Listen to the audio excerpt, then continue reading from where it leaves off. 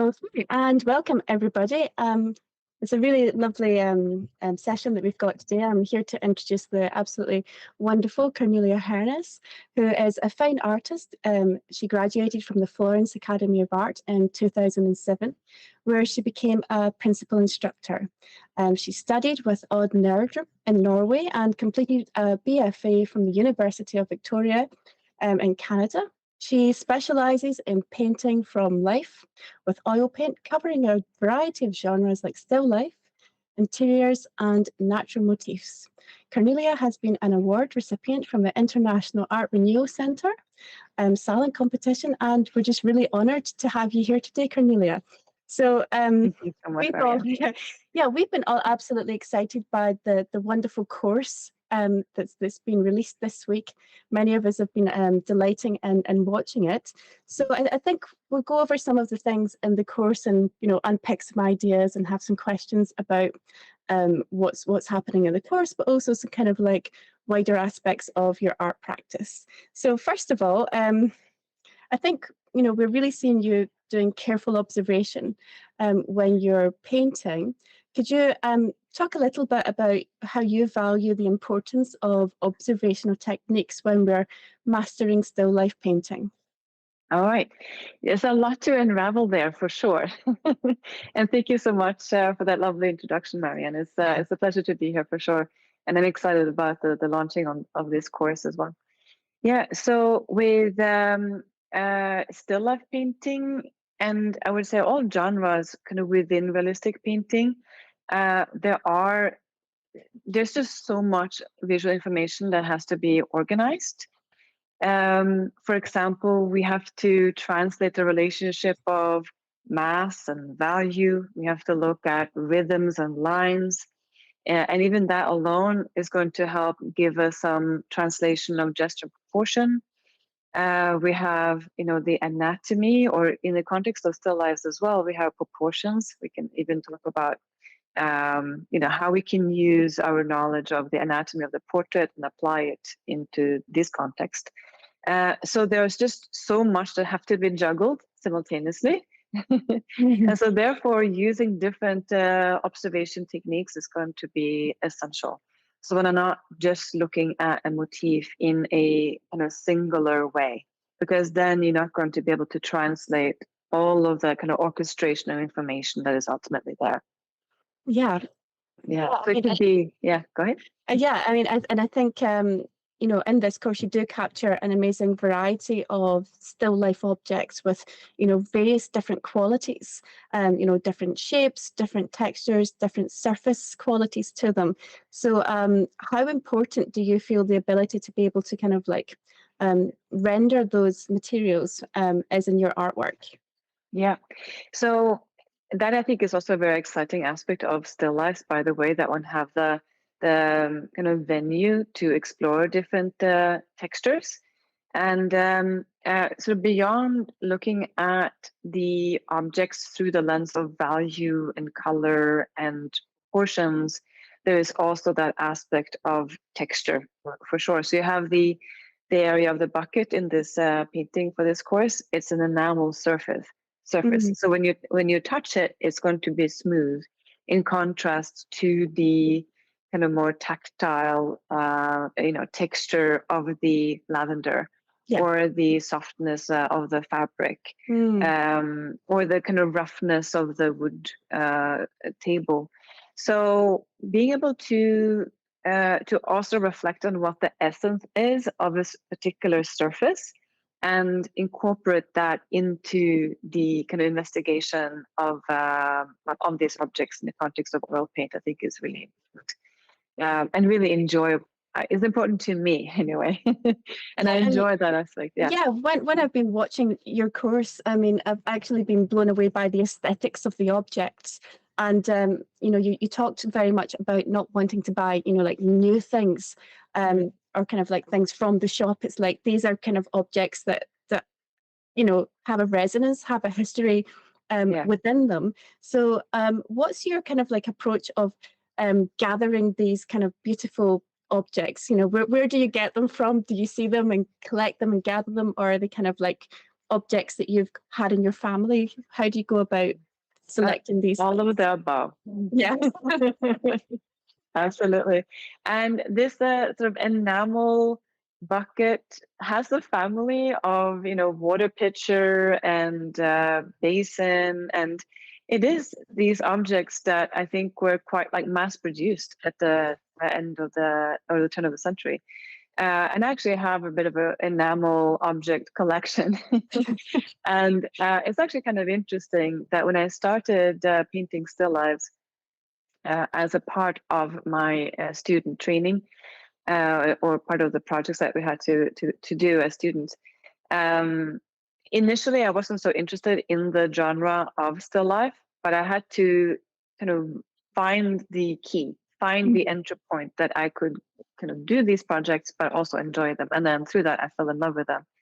And I had this rather serendipitous experience because I was thinking about what I wanted to paint, and I was hard at work with this for like the period before having to arrange these objects, and then I was hoping to find kind of like a needle in a haystack these sort of enamel picture, and like I wanted to do a theme about water and that old-fashioned water basin. And I actually found it that morning in a secondhand store in my neighborhood in Florence. And it was like this, wow, the, parting in the clouds type It's just been placed there for you. It's for you. That was exactly it. I love when that happens to us, when we kind of really, it's almost like, you put your idea out to the universe that you really want that, and then it's there. Yes. That's the best feeling in the world. And it's magical. I kind of like, with these objects that you're choosing as well, when you're putting your objects together for your still life, you talk about brainstorming and organizing and arranging. Do you want to explain a little bit about your kind of thought process when you're organizing your objects to then work from? All right. Yeah. So there are also, and I don't mean to digress too much, because these are just wonderful questions, but I tend to, want to go in depth. But because there are so many entry points into the brainstorming process as well, it kind of ties a little bit with inspiration. And sometimes they can, originate from wanting to find a composition orbiting around a given theme. Yeah. Or sometimes it is like seeing a particular color combination that is exquisite and wanting to create a composition around that.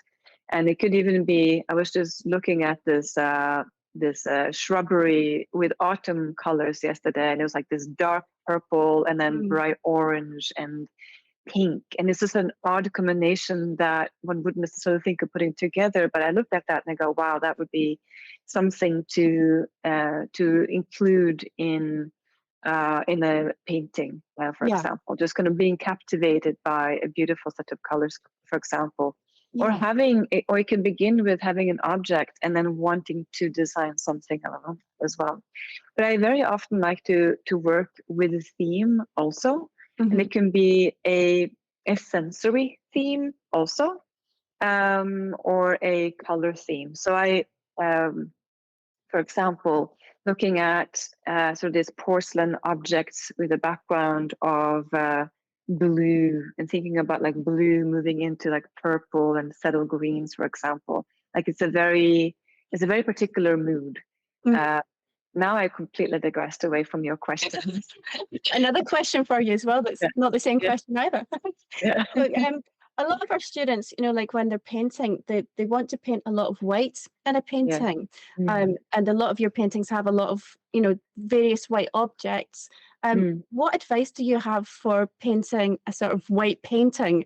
How do you approach that? How do you it's hard to do. So what advice do you have? Oh, I love the question. And I think also when one wants to develop a sensitivity to like really settle value transitions, as well as working with temperature to turn the form, setting up something with white objects, a white vase, or again in the enamel basin, it's perfect because white surfaces will contain a lot of color, very sort of settle temperatures, depending, of course, on the object themselves, but Yeah. usually that's the case. So setting up like if you're setting up still lifes for the first time, I think it is advisable to kind of begin with a bit of a dark background and then have light objects in the foreground, because then you really work with that sense of perspective and you get those darker values a little bit more for free. In a sense, it's easier to key the values when you're just relying on black out of the tube, and then you have your white highlight key, and then you can arrange the values in relationship to that value scale. So that's a really good place to begin. Yeah.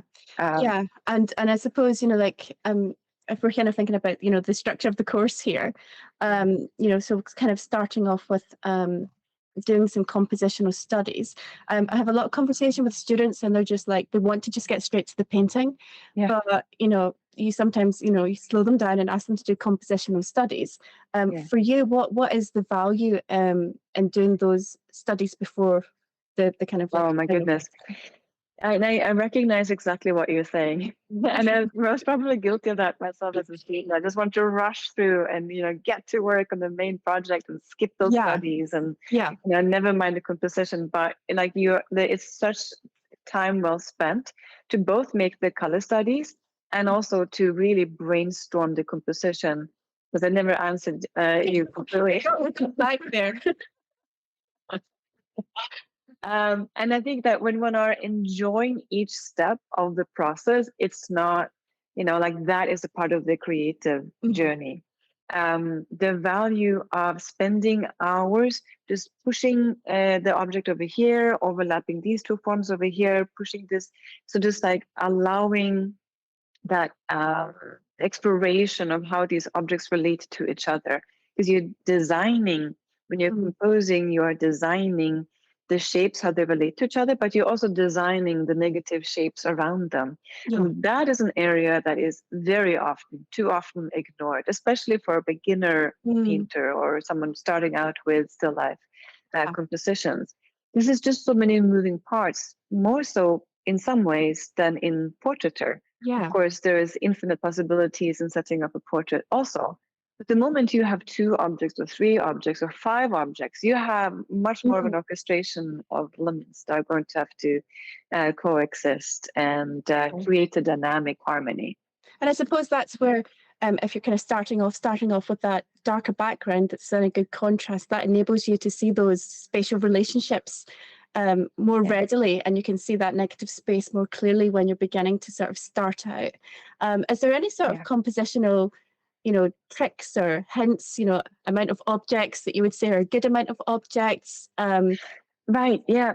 So I think you have the magical number 3. Yeah. And it really is. And that exists, I think, as a design principle, not just in painting, but in so many sort of visual disciplines.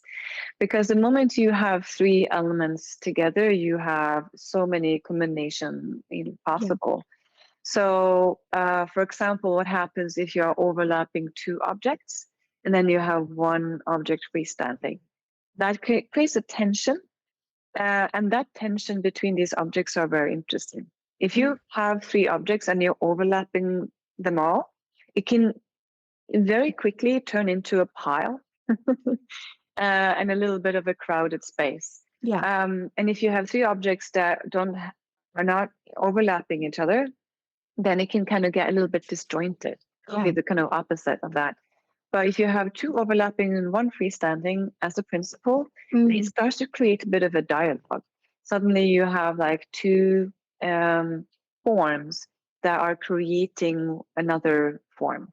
By overlapping 2 objects, you now have 1 shape that is created with these 2 objects in combination. And then the negative shape that is created with these objects to the freestanding objects create a really interesting point of tension. I love that. And I'm just thinking that's a great exercise. You could, have the 3 objects and then just kind of like put together, then changing the distance of the gap. And, and I think that's such, I mean, I spend a lot of time when I'm doing things like that as well. And it's just, you're just like, okay, over here. That's right. Then no, it's not yet. It's not yet. Yes. And it's really like becomes like almost at that moment a relationship between you and the objects that you're moving around, and it becomes quite a sort of special, intense thing. And quite a lot of our students just now have been working on a still life project, and it's been really lovely to see their progress through working with the still life. So I think it's amazing how personalized and how involved you actually get when you're kind of like working on a still life. And I think oh, I seem to have a lot of somebody sending me a lot of things. I hope you can't hear that. So with your course and your kind of like presence with actually organizing the still life forms and putting them together, I feel like when I'm watching you, you're 100% engaged with what you're doing. And how important is that level of engagement when you're actually putting together your work? In thinking about the still life now, Yeah. or thinking Yeah. about the composition, Yeah. yeah, absolutely. I think if the composition is not quite working, then there isn't there isn't any way that we can save the painting. So to speak. If you have a really good composition, it's Yeah. worth the struggle of the painting process. Yeah. One can endure so much because the composition is good, the contrasts are good, the orchestrational shapes are working well, and it would be a missed opportunity not to complete it in a way. So it is a massive importance to kind of follow through with the Yeah. project also, and to of course work with something that inherently has chance of becoming a good painting as well. So and all of that starts with in the conception of it, shaping and designing it. I have experience, of course, working on a painting and kind of coming to the end of it and realizing that there is some component that is not working Yeah. as well as I wanted it to. And sometimes it can mean editing something out, or let's say moving a cup of glass, or moving some component, but ideally, we do not want to change the major element of the composition at that point. Yeah. So you want to make sure that your time is invested in the beginning, because it will save a whole lot of time later on. And you can focus on just pushing through. If it is so that we're coming to the midpoint or the tail end of the painting process, where a lot of people experience a bit of fatigue, Yeah. having a very good composition that can bring back the momentum and the energy of the painting process is so invaluable. Yeah, and I suppose kind of like following on from that, I have, how does the underdrawing and the underpainting process then, set the foundation for the later stages of the painting when you're working in this way? Yes, so the Still Life course for NMA, it's very pedagogical, and it's sort of designed with it in mind that that the information will be available to artists of all levels, including beginner artists. And so if one don't have a lot of experience with, let's say, juggling colors, values, drawings, then making a charcoal drawing beforehand is immensely helpful, so that one don't have to seek the major elements of the gesture and proportion. I know I speak about proportion, even if it's a still life object, but it is still proportions and anatomy in it. So you want to make sure that you lock that down early on in the painting process. And it can make it easier if we're not, especially working with something that is complex or large scale, or it is a fairly new genre. Making a charcoal drawing, you don't have to juggle color and value and the complexity of form. So it just helps to pace the ingredients that will ultimately kind of come together. How do you go about seeing the values when you're doing your charcoal study? So like if you're not used to working from life and also looking at things that have color in them, maybe you've worked from photographs that are black and white. How do you see the value when you're doing your charcoal study from something that's there in color from you? What techniques do you do to be able to decide what tones Oh, to use? that's a good question for sure. And there is a having a little bit of value, Hmm. not for the sake of keying the value. When we Yeah, talk about keying the value, we talk about establishing the darkest dark and the lightest light, yeah, so that we can kind of arrange the bridge between them. So that's not so much the purpose of including value in yeah, the. And the only reason to include a little bit of value at that stage yeah, is just to help organize an otherwise busy composition. yeah. So most of the charcoal is kind of focusing on the framework, the Mm, wireframe in a way of the objects, looking at the contours yeah, and not thinking so much about the form through the element of mass yeah. or value. But when the shapes become kind of intricate, it can be Mm, helpful just to say, okay, this belongs to dark, this is a dark half tone, this belongs to light, but they're not going to be branched out like this. It's just going to mm. be okay, just to, in a simple way, categorize and kind of grouped information. And does that then help you with the next step of the painting because you've kind of organized and structured it better so you kind of Yeah, understand? yeah, Um, exactly. yeah, So that one don't have to kind of, again, juggle color, value, organizing the palette, and now find the drawing. yeah, It's a lot. So yeah, it's okay, let's we put the color value aside, we focus on the wireframe, put a yeah, little bit of value just to help visualize actually. Because yeah, without having values there, sometimes just a contour can be mm, a little bit too abstract. yeah, It doesn't quite look visual because the value arrangement is a big part of what makes what creates a visual translation of nature. mm, So if we can kind of just map out and systematize a little bit in a very simplified way, it just helps to keep even this simple stage in a very visual arena. And yeah. that is helpful just to see the structure. You're working quite large in the course, aren't you? It's a Yeah. reasonably good size. Um, do you recommend that students work at a reasonably large size when they're working on a still life setup? What are the advantages to working, you know, in Mm. different scales? Really, what would your advice be? My advice is when starting out to perhaps start maybe in half scale of this Mhm. composition because it is kind of a large composition, Yeah. and the objects are also in life size. Mhm. So the setup is to show how you can translate the same scale as the objects into the painting. So I think it's a very important set of skills to have for that kind of problem solving. But when starting out, I think maybe in starting with a composition that is a little bit smaller. Mhm. Otherwise, I think it could get quickly overwhelming. This is maybe a little bit more of an advanced, complexity composition in that sense. So when let's say if you are composing your own composition, then I would go with slightly smaller objects, perhaps, and a Mhm. slightly smaller composition.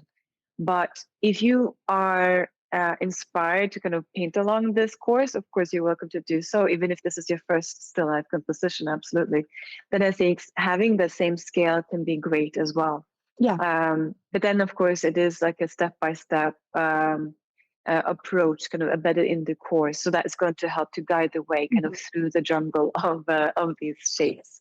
Yeah, and throughout the course, you utilize a sort of zone refinement technique, working on one item at a time during your painting process. So, how effective is this technique at allowing you to tackle, these really big projects? Absolutely.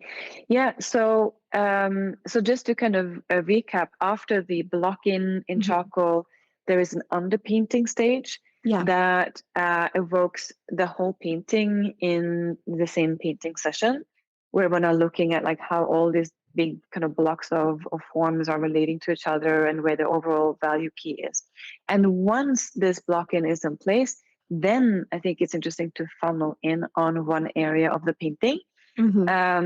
because then we can work in isolation while also looking at how it relates to everything else. Mm. So we don't necessarily want to get into that kind of zone focus too soon. Yeah. If Yeah. the composition or the gesture is not quite set or the value key is not quite set, we could lose a little bit Mhm. of the relationship between Yeah. one So, form so would you to the take rest. an object so far and leave it that point then work back across to get everything to like a Yeah, similar stage and then go back in and, adjust exactly. things.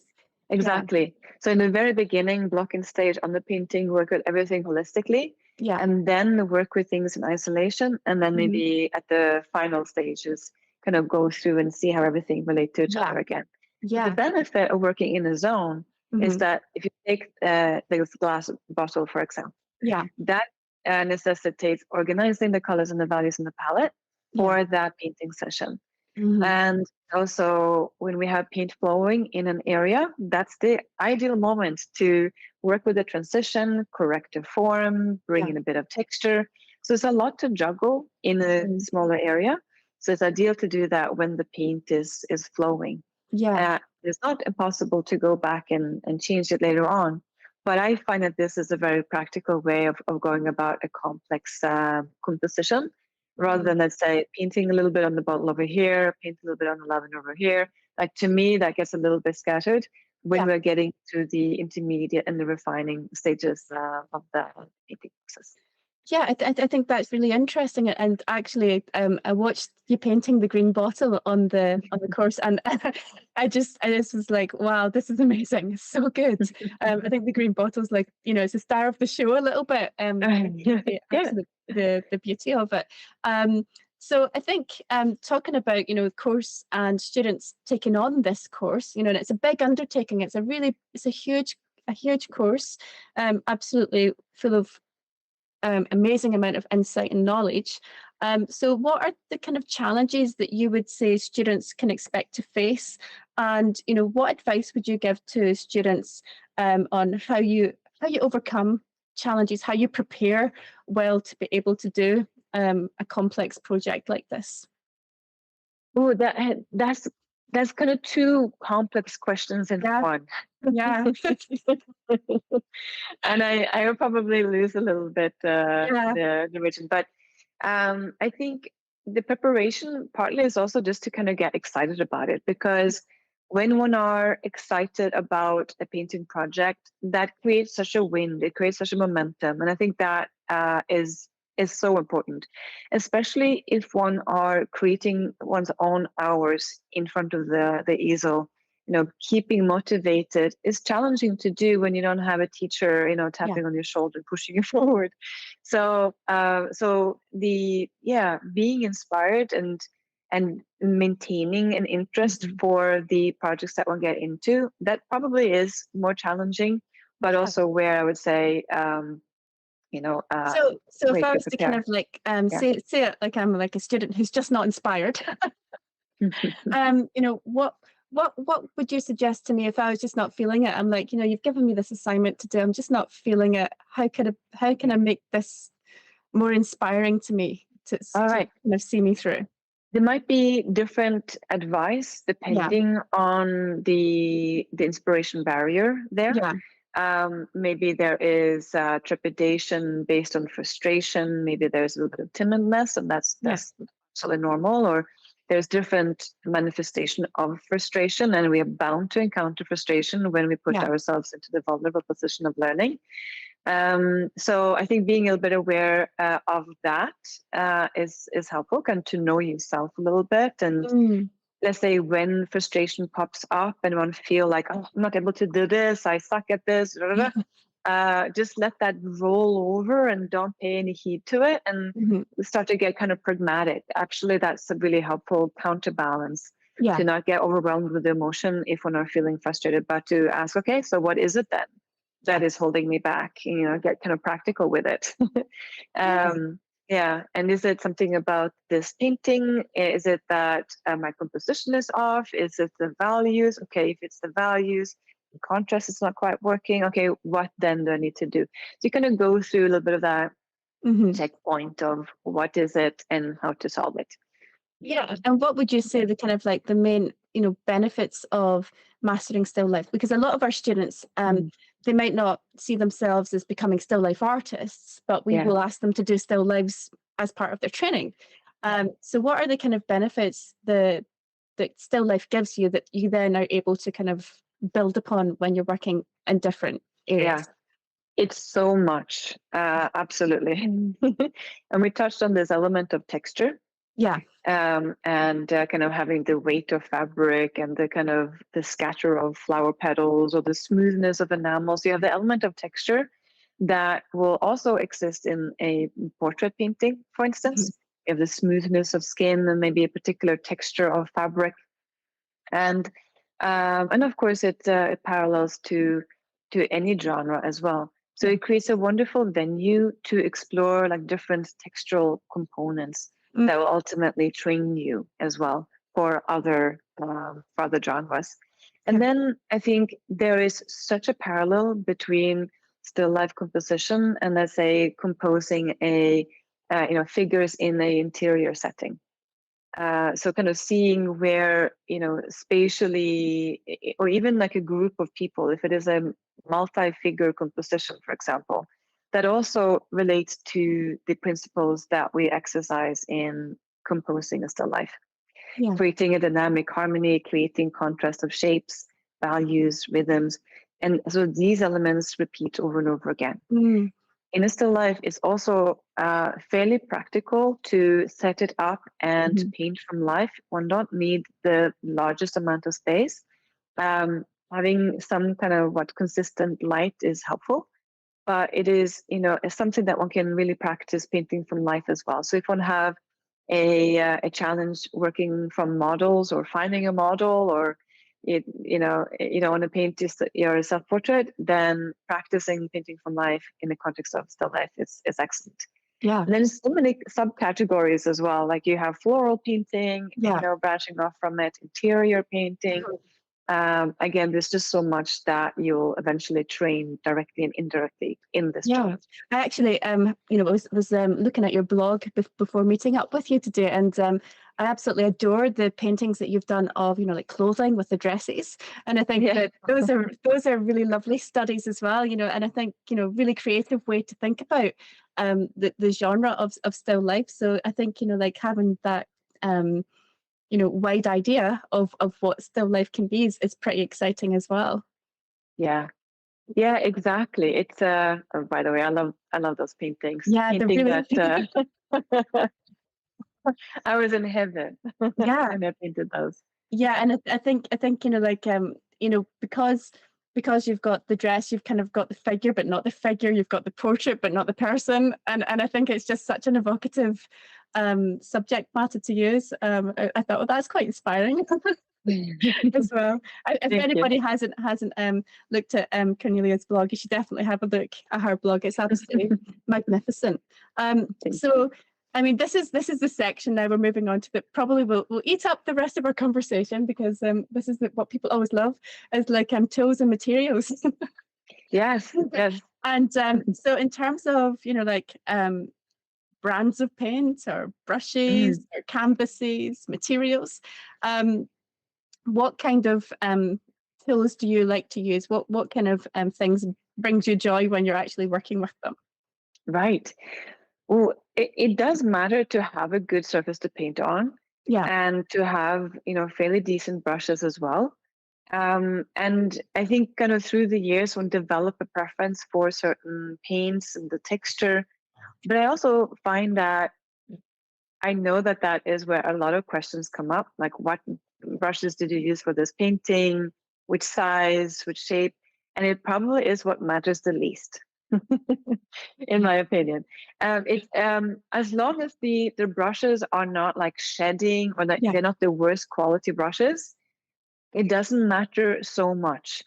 What matters is that one have a bundle of brushes, though, like not just painting with one brush. It is important to have a variation of brushes, so that one can work, more broadly in certain areas, or, finely have small round brushes, maybe not to model the form with.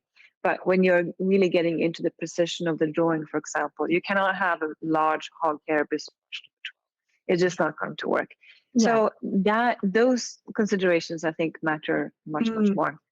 And with paint, I mean, so we have students, beginning, and obviously paint varies in price really, really dramatically, depending what grade of price. What do you think is a good kind of like balance of quality and price for our students when they're doing a course like this? Yeah, absolutely. I understand. And then also depending on the pigment, it can be so expensive. Yeah. I understand that. I would advise against working with the very cheapest student grade, like Winton, which is the student grade of Winsor & Newton. Yeah. I think Winsor & Newton probably have some colors that are completely fine, and that would be more of a budget range. Winton is like you just buying tinted mayonnaise, and that's pointed. I don't know if you ever tried it out. Anyway, it's awful. Yeah, you can put it on your sandwich, but don't paint with it. I wouldn't do that either. But yeah, it's really funny because it's like this kind of glob of texture. It's kind of like paint. But then when you start to mix it, it has very little chroma. And it really is because it has very little of the pigment in the paint, and it has much more filler. But even Winsor & Newton, if we're thinking budget, I think there are some good solutions, actually. And probably a general advice is, like buy what you can afford, of course, the best that you can afford. And maybe I would advise against cotton canvas. That's a bit of a pet peeve for me, though. Maybe people enjoy it, and that's ultimately good. That's what's important. But I don't like cotton canvas because I think that often the weave is very it's too similar. It's too kind of factory made, whereas just that little linen fiber creates so much more kind of beauty and organic information. But also from a longevity point of view, linen is a better surface to paint on than. That's really interesting, actually. And do you stretch your own canvases? Do you kind of like, just sort of make them the way you want them? Yeah, absolutely. I work on a variation of painting support. So sometimes I like to work on copper too, which is really lovely to paint on. So what would be, working on copper, what does that bring to your work that's different to working on a canvas? So when I work on copper, I always work a little bit smaller. I sort of have a go-to size of 6 by 8 inches, which is roughly 15 by 20 centimeters. So it's just like a very small, sort of precious, kind of intimate, more miniature. So it's a very, it's a different mode of painting. And because it's very smooth, it permits for a lot of textural investigation as well. You can kind of get this porcelain smooth finish, or you can quickly build up a little bit more texture. So I love it for that. Then working on panel or wood panel or MDF panel, I think is great for like quicker sketches and studies and smaller paintings and as well. MDF panel is very affordable as well, which is good if this is your kind of like first foray into these things. Yeah, exactly. And then you can buy gesso and prepare it yourself, explore kind of different textures that way too. So MDF, it creates a nice and sort of stable surface for sure. And then linen on panel is also quite ideal because then you have the stability of the panel, but you have the texture of the canvas, the feel of the canvas. It's only practical to a certain size, I find. And once we start to go in a larger size, having a stretched canvas ultimately is more practical because it becomes more lightweight. That's and I think that's one of the amazing things about like when you pick up a really big canvas, it's like just how light it is. Even though it's enormous. Whereas if that was MDF, you would definitely be struggling. I think one of the other questions, which is probably like looping back to a little bit earlier. But again, it's kind of here as well. So we've got our setup. We've been painting for a little while. We're getting into it. How do we keep things that are natural fresh if we're working from life? So that if we've got, say, a nice bunch of flowers or I don't know, some fruit, how do we actually keep it in such a condition that we can continue to work from it as we're developing our painting? Oh, that's perfect. I love that question. I once actually painted a lobster as a part of a, it was not, it was boiled, but it was a part of a SillLife commission actually. Wow, So they wanted a lobster. Yeah. And of course, being that is, it could easily quickly smell up the studio. So I had to be really strategic in that situation. But so the advice would apply to flowers and other perishables as well. Block in the composition, and then let's say if you're painting flowers, then you can go into one flower at the time. So if you're blocking everything together, and then kind of come back into that kind of zone strategy that we talked about for these objects, that so applies when you're working with something that is perishable. And so for the lobster, what I bought a plastic prop lobster. That's so a that good idea. I could have it for the competition. And then when I was ready to insert the real lobster, and then took like maybe 1 or 2 days maximum. That's such a good plan. Yeah, because then the context of that area was established, and I knew exactly where it needed to go, and sort of like creating the setting for it. And it's almost like the actors making the movie, isn't it? When they have the stand-in for the kind of like setting the cameras for the scene, and then you bring in the star of the show, the real lobster. Yeah. That's such a good strategy, and I suppose that zonal approach is going to be better for that, because you're actually then working on that substantially at that time, so you might not have the same problem with it going off because you're focused on that area while you're actually working. That's exactly it. And the same thing with flowers too. And there are some flowers that, like I painted these cherry blossoms, and they fade really, really quickly. But then there's some essence of them that also repeat. So one can change them out, maybe with new flowers, and pick and choose what one decides to change or alter. So one don't have to, be a copy machine. You have to very engaging kind of selection process then. But that's an option, sure.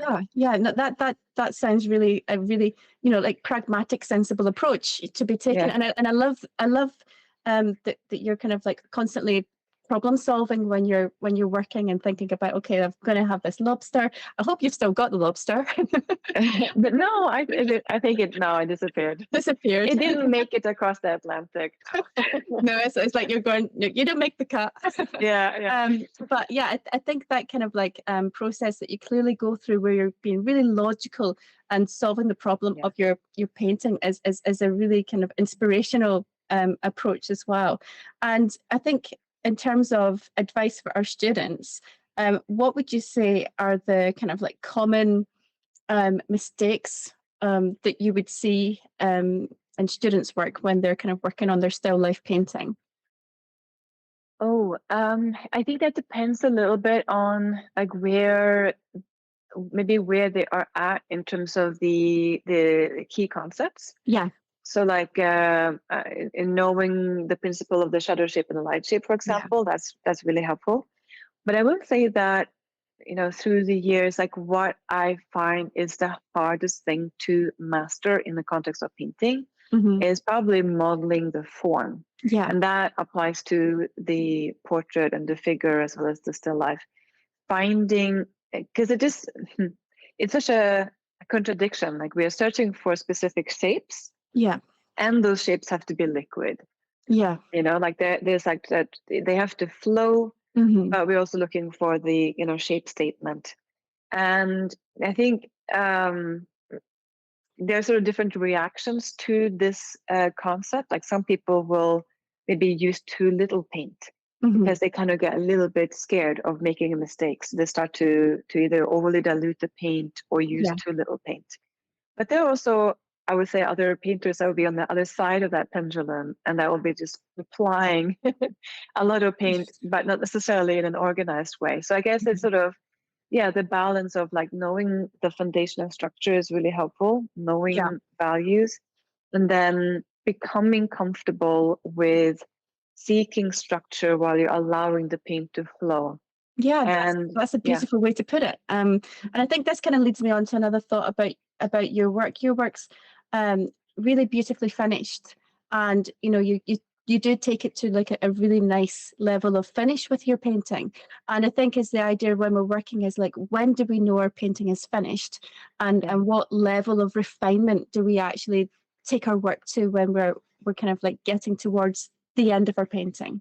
Yes, and it's a wonderful thought, and it's also one that kind of orbits around artistry in a way, because you can have the same composition theoretically painted by different painters, and they will finish it at different ways. So ultimately, a complete painting is a complete thought, I think. Yeah. And if there is something that is a little bit disturbing, and let's say there is a transition that is jumping a little bit too far, or it's a little bit patchy over here, Yeah. that to me would bother me enough for me to want to go back in and change it. So having it as a complete thought, I think that's really the best way I think I can answer that. But also, when you're working with still lifes and you have the different textures, working with the essence of that texture. Maybe there could be, like in this particular painting for this course, the foreground, which is sort of this wood, like painted wood plank kind of table. It has a little bit more coarseness, maybe, and maybe I can keep the brush strokes a little bit more abstract in comparison to, let's say, the lavender that wants a little bit more information in order for the essence of that form to be portrayed.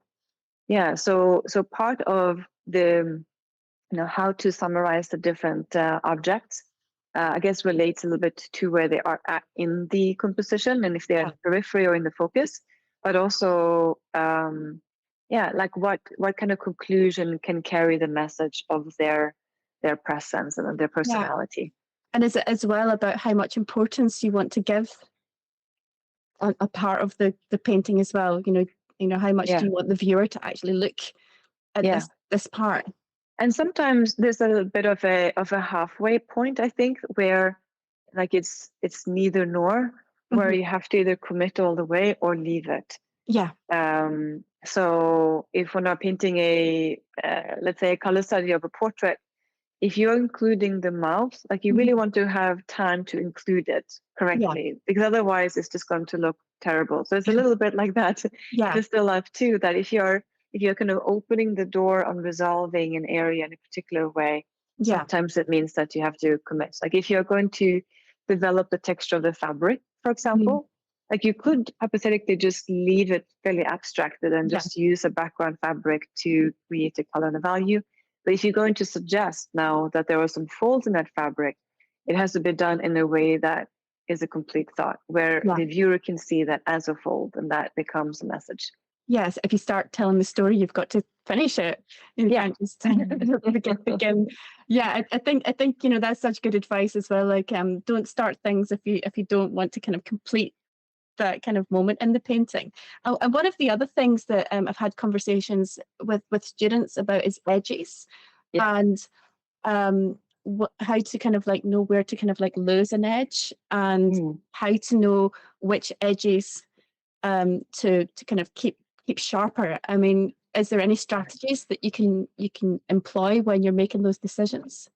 Yeah, I think stepping back a lot is so helpful, and squinting down also is so helpful, because when we observe nature in those modes, we are seeing it more simplified. And if there are an element that has a sharper edge or more contrast, it's going to jump out more. So it just helps to quiet down the noise in a way, when we're kind of stepping back, looking at something from a distance, and then squinting down. But also, once you have established a focal point, then you can also look at how other components appear in relationship to the focal point.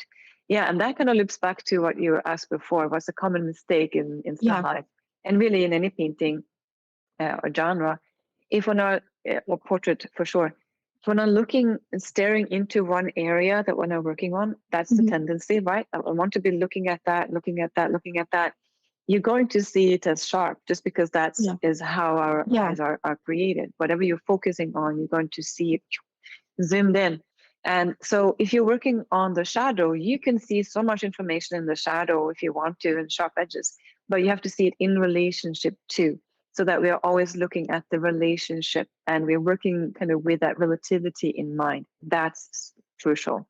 So once you know where your focal point is, then you want to see how these adjacent forms appear in relationship to that. So then that becomes a kind of much more deliberate practice and informed by knowledge rather than just the observation at that point, because you're actually knowing that. It becomes a combination of what you know theoretically or want to what you see visually. And so we have to kind of put on different visual goggles in a way to see nature with a given lens. And when you're painting, I see you holding up the is it a piece of glass or mirror? So what does that help you see when you're holding that up when you're working? So that's a tool of abstraction that is immensely powerful, and you can use the mirror in different ways. So just the quick demonstration here, you can look upside down. This is not a mirror, or you can look sideways. You can also hold it like this, where I use a technique called the butterfly or superimposing. So what is actually then occurring, and I think this is in the course, but I'm taking the reflection of the composition and I'm actually pushing it over to the actual painting. So I'm seeing the reflection. Wow. Yeah, I know it's tricky to communicate. If you've never seen this, it's what? But that's what's happening. You're seeing the painting and the reflection, but in reverse. It's like butterfly wings. Ah, that's amazing. I'm going to be doing that. I'm definitely this works great for what does that help you get right? What does that help you fix? Yeah. So if you imagine that you have two reverse identical butterfly wings, we are also tuned to seeing symmetry even in reverse shapes. So that principle applies here. So if there is a asymmetry, for example, to the bucket, the inclination is a little bit different, or the proportion is a little bit different, it's going to be revealed with this technique. So it works in a side-size situation where one are aligning the vertical proportions. Hypothetically, you could probably use it with a comparative technique as well, but it's not going to align exactly in some. Yeah, that's actually quite an exciting idea to be exploring. For color and value too, because you have your mirror, you can place it would be like the reflection of the canvas then on top of your composition, or the other way around, depending, and you can match your color and value and see from a one-to-one comparison. This is very intellectual, but it makes sense when you're seeing it. And and if anyone is confused as to what you're talking about, watch the course because you explain it. But that sounds like a really exciting extra tool to be using. And I suppose, and we're getting towards the wrapping up point, but do you have any sort of tips for staying motivated and seeing the course through to the end and completing an amazing piece of artwork?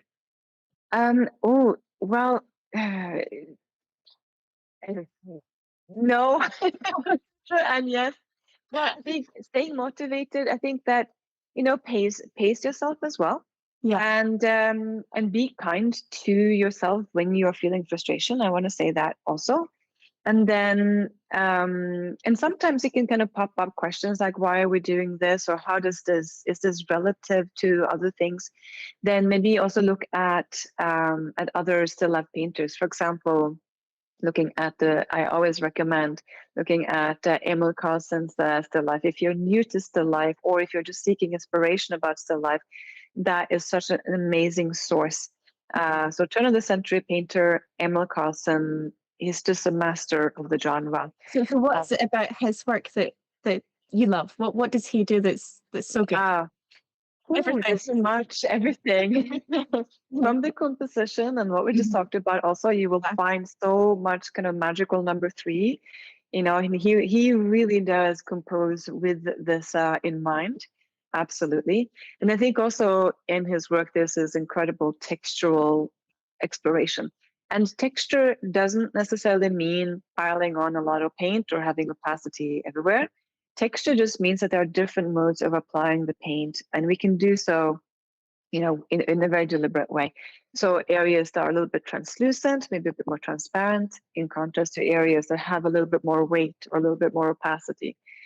So that, I think, is also an aspect in his work that is really, really amazing.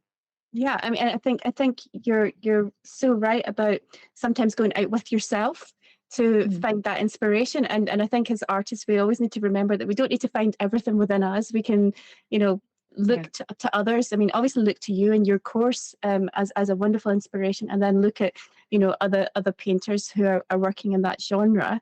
Yeah, I think like that's wonderful. that input really does fuel the process too. And it Mhm. can also create some really interesting connections, as in, when you're seeing the modeling of the form of the bottle or the bucket, for example, you can see it in practice. And if Yeah. you look at, still lives, for example, that you enjoy, you can maybe see something that is similar or different Mhm. also. Like then you have a point of reference and comparing, which can create a very, I think, wonderful way to engage with the topic. Maybe Mhm. that would be my advice, like be an active participant Yeah. in the process and ask questions, critical ones as well. Mhm. uh, and rather than it being passive, because I think with being passive, just looking at it, maybe not trying, or looking at it in relationship to other works of art. Certainly, that's going to be much more enriching, I think, with anything. Yeah, well, that's amazing. All of that was absolutely fun. I think we could probably talk for another hour, actually. Has it been an hour already? Oh. um, such an amazing conversation, and I have to say that courses pop up, quite often, but this one really does feel quite magical, and I'm certainly going to be taking part and learning as much as possible from you, because you're an absolutely sensational teacher. And Thank you. thank you so much for spending this time with us, and also for putting so much into this course. It's exquisitely filmed, and I can see that you've really put a lot of care, attention, and thought into every aspect of making the course. Is there anything that you would like to just finish off with, or anything, any message, or any kind of like skills that you kind of like would like people to have after this course? So kind of like anything to kind of finish off with. Wow. Well, thank you so much for inviting me to this conversation, by the way. It's been really lovely. I loved it. I can't believe that an hour went by already. Yeah. And I'm really very excited about this course being released. And Mhm. and I think it is a course where I really wanted to include like all the different facets of the still life process. And after kind of going through it and maybe painting along with it, which I think can be a wonderful way of internalizing the lessons in the course, Mhm. it's a starting point also. It is not the only way to approach the still life painting. And I think that could maybe be an important thing to, like, we're going to cover a lot. We're going to cover everything that you can build off from, for sure. But maybe there are a painting approach where you can kind of go more directly into it. You can skip the charcoal Underdrawing, for example, or you can work with a monochromatic painting. So there's just so many entry points into the painting process. But I feel like in this course, like the major categories that need to be spoken about for this is included. So I'm very Yeah. excited. Yeah. Like that. Yep. Okay, well, thank you very much. And everybody should definitely check out the course. And I'm looking forward to seeing many, many wonderful still life paintings appearing on the NMA servers. So thank you very Thank much, you so Cornelia. much. Thank you. Thank you. Thank you, everyone.